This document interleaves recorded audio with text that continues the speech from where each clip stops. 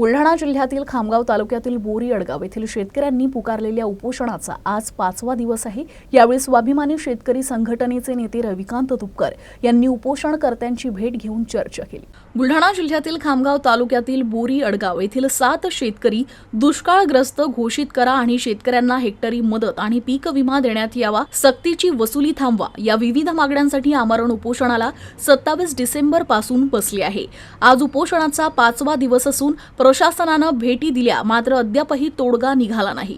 त्यामुळे स्वाभिमानी शेतकरी संघटनेचे रविकांत तुपकर यांनी उपोषणस्थळी भेट देत चर्चा केली। तर बुलढाणा जिल्ह्यासह संपूर्ण महाराष्ट्रातील शेतकरी या आंदोलनाच्या समर्थनात रस्त्यावर उतरतील अशी प्रतिक्रिया स्वाभिमानी शेतकरी संघटनेचे नेते रविकांत तुपकर यांनी दिली आहे। मुळामध्ये शेतकरी हा सरकारच्या अजेंड्यावरच नाहीये।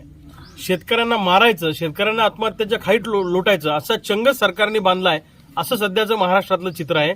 बोरी अडगाव तालुका खामगाव येथील शेतकरी गेल्या 5 दिवसापासून खामगाव तालुका दुष्काळग्रस्त जाहीर करून कर्जमुक्ती करा आणि 100% पीक विमा द्या या मागण्या घेऊन उपोषणाला बसलेत। 5 दिवस झाले या शेतकऱ्यांकडे बघायला सरकारकडे वेळ नाही, नुसतं थातूरमातूर गोष्टी करून या ठिकाणी उत्तरं दिल्या जात आहेत। या शेतकऱ्यांची तब्येत खालावलेली आहे, त्यांच्या जीविताला धोका तयार झालेला आहे। असं असताना सरकार जर त्यांची दखल घेणार नसेल या सरकारला चाटायचं का? सरकारमधले लोक रस्त्यावर कसे फिरू शकतील?